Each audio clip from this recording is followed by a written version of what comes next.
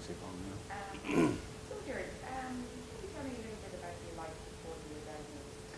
Yeah, well, I suppose I'm in construction. That was my business.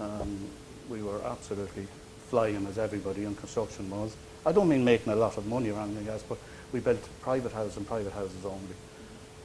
And during the course of that period, probably in 07, I suppose things were just starting to shake a little, then my doctor, Dr. Martin Weiss, I'm very fond of, local GP, rang up for my usual test. Just, I had a little bit of, what do you take lipitor for, whatever that is anyway.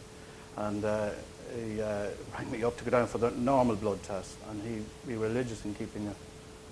In fact, I was with him yesterday, the day before the blood test. That's just a type.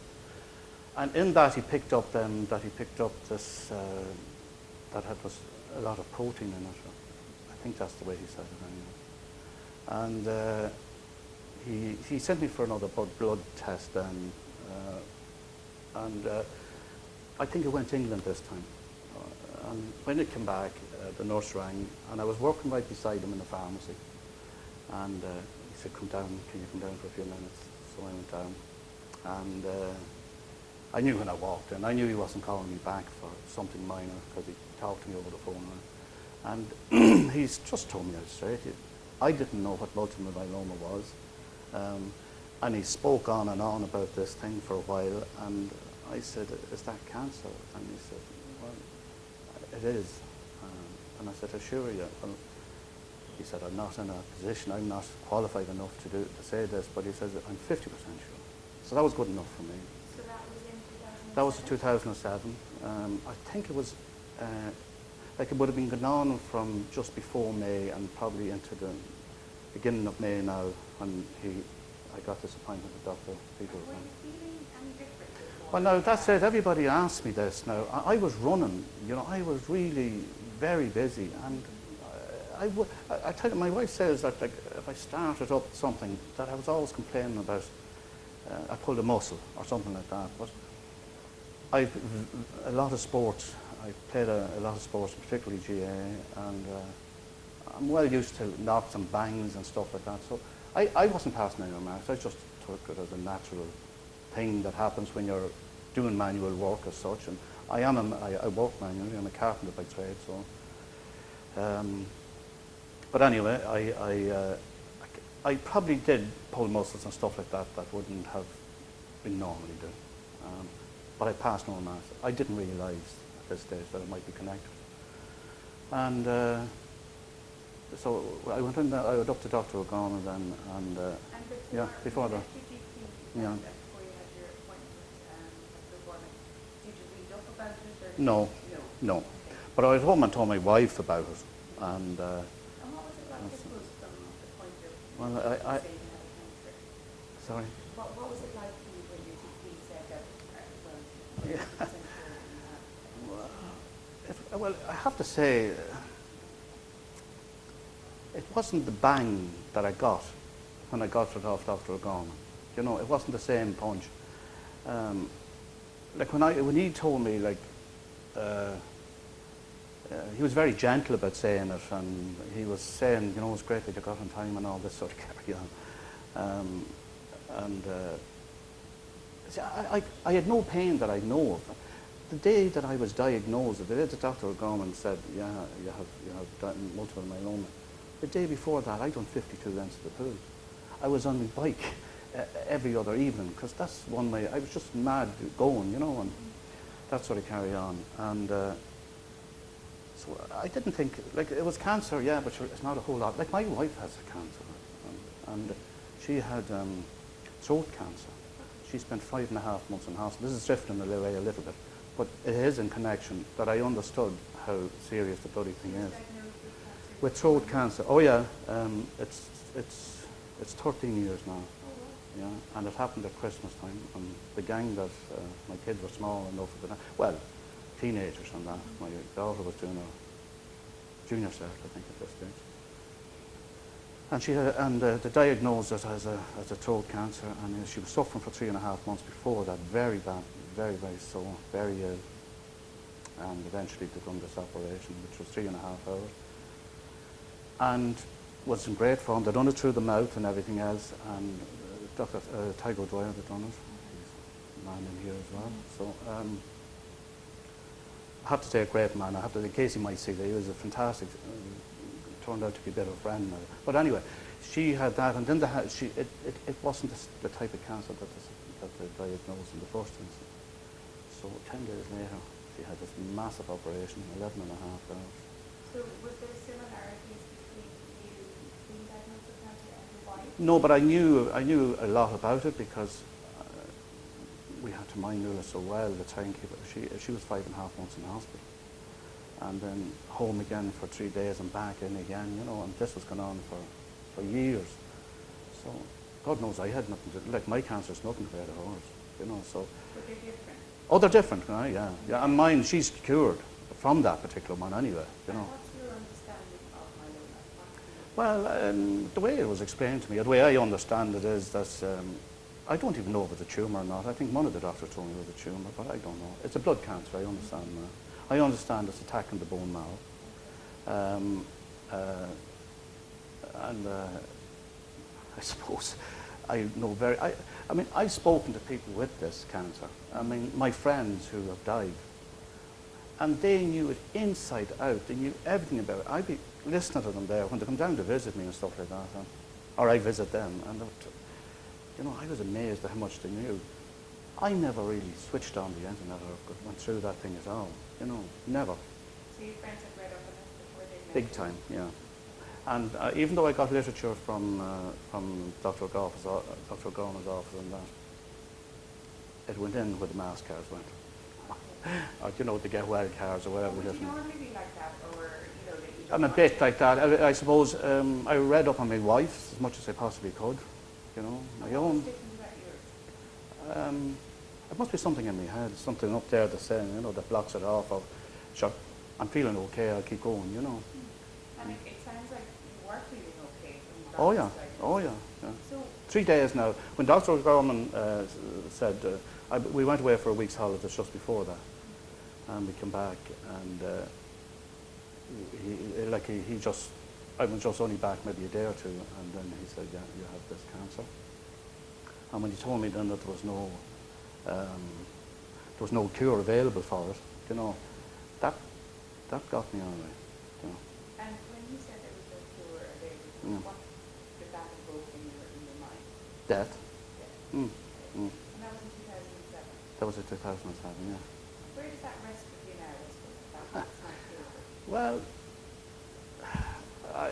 I know it comes back. Like I went through the whole treatment, and I was lucky enough to be able to get stem cell transplant, yeah.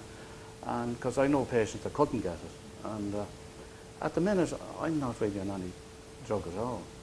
But before I came up here last night, I looked down at this book that I kept for all the drugs I was taking and times I was taking them. And my God, it was just, I couldn't believe it.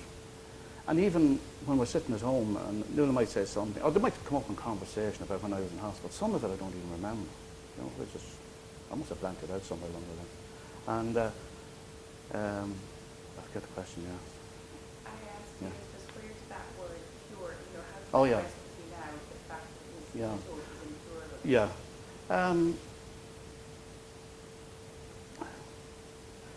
I suppose, you know, honestly, I don't think about it that much. Do you know what I mean? But there is times, and don't get me wrong here, there is times when it hits you. If you see something or some other people, like it comes. I remember looking at my cousin who a big round bale fell off him and paralysed him from the neck down. No, this bale fell off a truck, yeah. And I remember looking in at him in the hospital, and he lives right beside me. He's a farmer. And I remember looking in, and I was probably 8 or 9 months with this, and you know, heavily drugged, I would call it. I remember looking into him and I said, Christ, I wonder, would I rather be in there, in your position, or out here where I am? I couldn't make up my mind on that. As it transpires, that man is walking around, wheeling a pram now at the minute. He's a grandchild. But he was totally paralysed for maybe a year and just gradually came back and that. So my own wife has given me great inspiration. In what You way? know, well, Jesus, she survived it. I can't tell you how bad she was. I can't tell you about lifting her out of the bed, a little bundle of bones. She's a big woman, she's a big, like herself, a fine woman. Taking her into the shower that she couldn't, putting her on her knees and trying to wash her, and God knows, lift her. Okay. So she's an inspiration in the fact that she's come through something like this. Oh, yeah. Excuse me, I got a bit emotional. Yeah, that was very, very tough now. We were both fairly young, you know, Sure. a young you family. have 3 children. I had 3, just to be kind of say. I'll have a drink of water. That's okay. Yeah. So I know, I don't know much about myself, but I do know about cancer. So what was it about what you just spoke about there that made you sad? Ah, it was a terrible time. It was worse than when I was diagnosed. Right. Oh, such is, you really love somebody, you know. Mm. And what do you think it was like for your wife when you were diagnosed? It was tough, yeah, tough. Yeah. And my whole family, like, but I never shed a tear now about it or anything else. When Dr. O'Gorman diagnosed me that day, like I think I said to you earlier on there, the first thing I thought of, geez, I've all these guys working for me. You know, what am I going to do? Because he was saying I probably wouldn't be able to work and that, you know. And what did you do? Well, I went straight home, and I thought about the whole thing for 3 days. I actually did very little work. And And that would be unusual? oh, Jesus, yeah. And then I made all my decisions. I done me well. I went all through the whole thing, and I handed over the business to Carol, my son. Yeah. What was that But I'm like? still there, like, huh? Jesus, it was tough now, because I worked so hard to get it there. Did you think you were dying? No, I didn't, but I wanted to be absolutely done and dusted when I was in the humour doing it. And did you discuss it with me then? Oh, God, yeah. So this was something that you wanted to do, supported by Nina, and you felt better after doing it? Well, I wanted to make sure everybody was in their little boxes and safe if I did die, you know. And is it something that you should have done irrespective of myeloma diagnosis? Is it something that Well, I had a will made, Okay. but I hadn't the business handed over and that, Okay. you know. So that's what changed. And had Yeah. it been something that had been on your mind, or if you'd never been diagnosed with myeloma, would it ever have? I'm sure I probably wouldn't have continue on, you know. Yeah, it's funny what illness Yeah, can do yeah, to, I suppose, Yeah. our day-to-day living. Well, and also, you see, there's a fierce, like most people when they're struck with cancer, I mean, it's a death sentence. Like, I don't know many people have said that to me. I actually got a thing from Dr. O'Gorman there, this is his new pamphlet, and he has that written in it somehow. And that's for sure. Like, when people get diagnosed, like my neighbour was diagnosed, had an operation there last week for a cancer as well, and you know, he'll probably get over it, but in his head he's on death's door, you know. And I suppose your experience has been quite different because your wife has been such I suppose, a strong advocacy for survivorship in cancer. Well, now you said it. That's exactly it, yeah. Like, you weren't allowed to feel sorry for yourself as such, you know. Not that I did. I think the first 3 days is when that was my worst period. And then, of course, when I got the transplant done, that 3 or 4 weeks or 5 weeks after that, like, I was fairly sick. You know. Can you describe, in as much as you remember, I suppose, what the plan of attack around the myeloma was? Well, yeah, well, I was on... So in May 2007 you were diagnosed? Yeah. Tell me, Well, the funny thing about it, I thought I was on treatment that day that I spoke to Dr. O'Gorman. You know, I talked to a nurse who was a coordinator or something. Yeah. Excuse me. And I was more or less in treatment that day. And On chemotherapy? Or? well, I expect it was in its own right. And there was so many tablets that I can't remember them. But that drug, that was the one I was on. I started off with 2 and ended up with 4. Yes. Yeah. I had attended fairly often, I suppose, till I got used to the drugs, you know. So you attended the day ward? Yeah, not often enough, but not too often, yeah. And what was it you mentioned transplant? How soon did you have a transplant? Yeah, I had them removed on the 28th of 08, 10th of October 08. Okay, so nearly a year and a half after Yeah, the yeah, so yeah. the stem cells were removed at that Yeah, point. well, I was changed from thalidomide to Revlimid then as well, which is was a new drug. And why were you changed? Because this drug had come on the market, I believe, and there was less tails attached to it. You know, there wasn't as many side effects. And have you any side effects from the thalidomide? Well, I did my feet. Yeah. I What suppose. happened to you? Well, they became, I suppose, red hot and maybe a bit tingly and stuff like that, you know. And Still how have was it. it? I'll still have it a bit, A yeah. little bit. It's not the worst, but. And during the year and a half before your transplant, how did your life change during that time? Well, it slowed me down. Yeah. It slowed me down a lot now, I'd have to say. I kept working. I worked the whole way through it now. I got up every morning, and the days that I just didn't feel great midway through it, I suppose I could do that. I could come home for an hour or 2 hours or whatever the case may be. But the minute I lie down, sure, my head would start saying, Christ, I have to do this and I have to do that, and up I go again. And that's the way I am, I suppose, you know. And physically, you described a very active life. Oh, yeah, Sport-wise. yeah. Were you able to continue doing No, what you no, loved? no. So what changed there for you? Just wasn't physically able. And then I love to swim. We used to go swimming with my friend who worked for me, you know, and we used to go every week. And I loved that, and we'd have a pint or two after it. And it was a great way of emptying the head as well as the body, getting the body, yeah. I missed that, and I did miss that, but, you know, I missed that a lot, I think.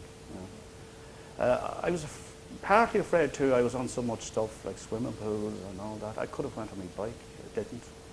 I just stopped anyway. Did that affect your mood at the time? No, the news that I got a bit contrarian, but I think I read up that now about it, and it does, I think the drugs don't help that way, you know. I didn't think I was. And when I would feel like letting off, I would take control of myself. I'd try and stop myself straight away. Even though it annoyed me, I wouldn't allow it, you know. So what can you describe that feeling to me? What was that like? Well, if some of the boys done something, I'm not a bad one. I never fight with people or argue with people, but, you know, my mood would be different, I suppose. I would be more, Fiery? yes, easier, like little things annoyed me, like if things weren't straight and plumb and level, you know. Or maybe they were, and I'd say that they weren't, you know. It was just that cantankerism, you know, like I had. I think that's the word. More agitated? Yes, yeah. And was your mood overall ever affected? Did you ever suffer from low mood? I don't think so. No, I don't think so. I never got into a state where I was totally down or anything like that. I'm sure there was days. I looked through that thing the other night, and I seen I'm piddled off today or whatever. But I think that was more with the sickness, you know, that not feeling just great or whatever. I don't think it was a state of mind that wasn't. And when you were first introduced to the idea of a transplant, what did you think? I didn't know a thing about it.